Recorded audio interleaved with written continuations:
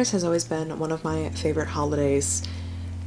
Unfortunately, 2020 has been a shit show, to put it mildly. So a really large part of me is unsure of whether making New Year's resolutions this year is even a good thing to do, mostly because I think everyone has kind of been shocked into the fact that years are really uncertain and we as humans have no real control over anything. I think the end of this year has been hard for me. The liminal space between Christmas and New Year's has always been kind of a place where I just don't feel right. I feel like I'm running out of time, even though time is a construct, and I'm not running out of time because January 1st is just another day.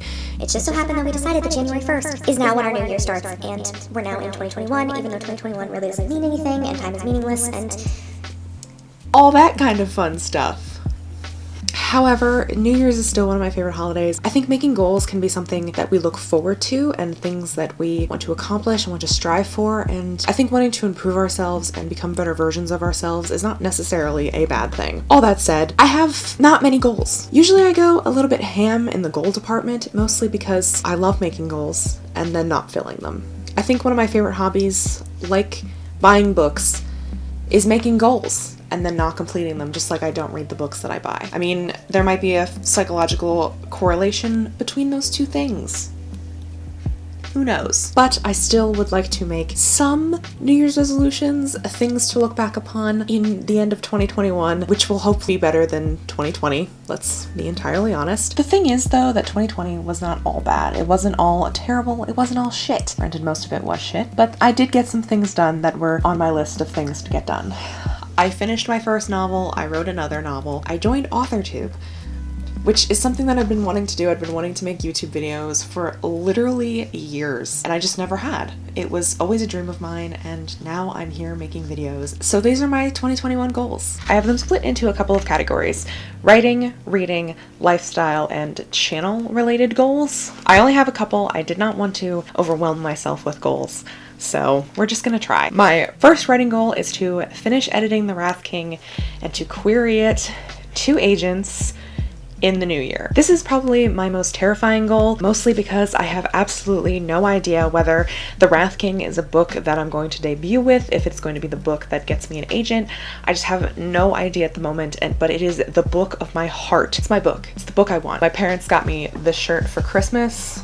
Future best-selling author, because we're trying to manifest. Maybe not in 2021, because it takes several years for books to come out. However, we're manifesting. So, and the first step to doing this, to manifesting this, is to actually query a book and to finish the editing process. My second writing goal is to draft a new project. I do not know what my new project is going to be. I have several that are kind of percolating in the back of my mind in various stages of development. We'll see, depending on how long it takes me to edit The Wrath King and to query, and if I get any bites from that. I'm hoping to maybe do that around June or July of 2021. I might start earlier, I might start later. I might have to work on The Wrath King 2. Everything's kind of just in this nebulous up in the air, and I'm not really quite sure what I'm doing with it. And those are my writing goals. Onto my reading goals. I told you I didn't have very many goals. My goal is to read 60 books in the year of 2021. I have a lot of books on my physical TBR. I got even more for Christmas.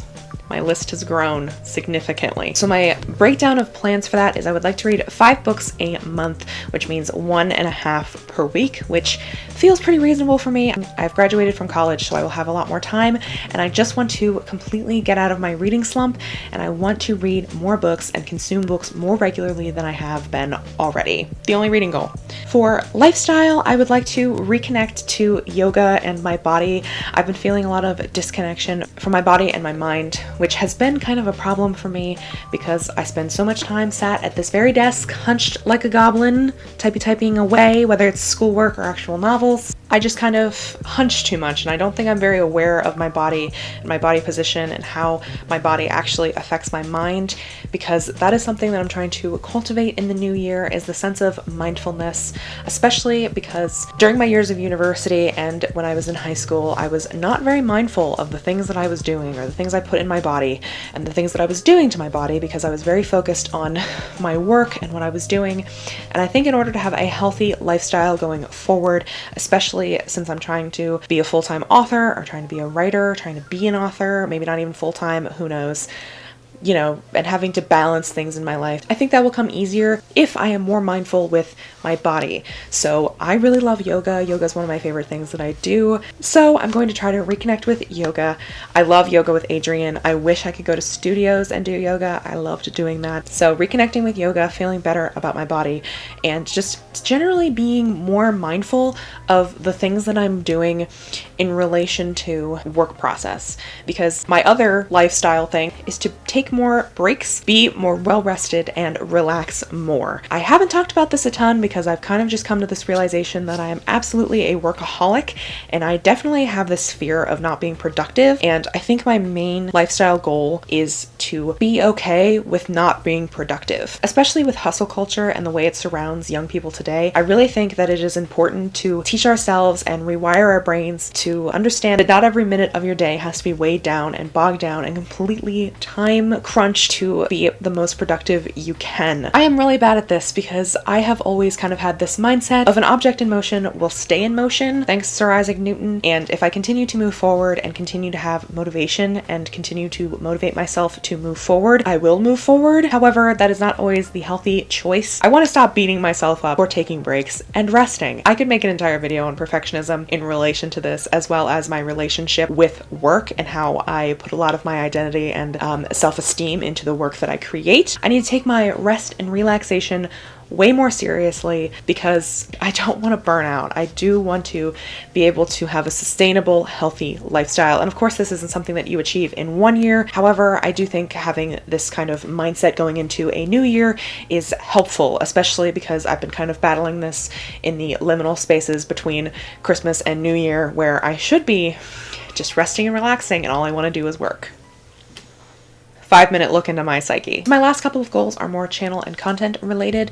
I would like to grow my YouTube to maybe 1,000 subscribers. I don't know. This may be super unattainable. This may be super crazy, but that is kind of the number goal that I'm looking for. But then again, I'm not really putting any stock into the numbers because what is more important to me goal-wise is continuing to cultivate a really wonderful community, because AuthorTube is such a wonderful community that I have fallen so in love with, and I think has been such a positive influence on my life and has really been a place where I have felt growth, real growth in myself, and I found really great, honestly, probably lifelong friends in this community. My real goal is to just continue to cultivate a community and continue to push myself in creating content and being closer to the people who interact with my content. My second channel kind of content related goal is that I would like to push my content and push the ways that I film videos and to have a higher production value on my videos. This basically just means that I want to take more time editing, that I want to take more time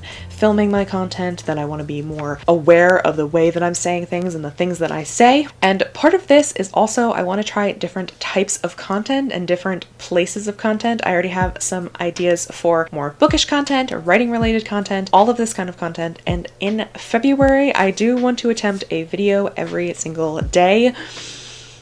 You know, VEDIF, if you will. I did not come up with this. I did not create that acronym. I've been watching people do VEDIF, VEDM, VITA videos for a really long time. I've always wanted to try it out, and I think I will probably try it out in February.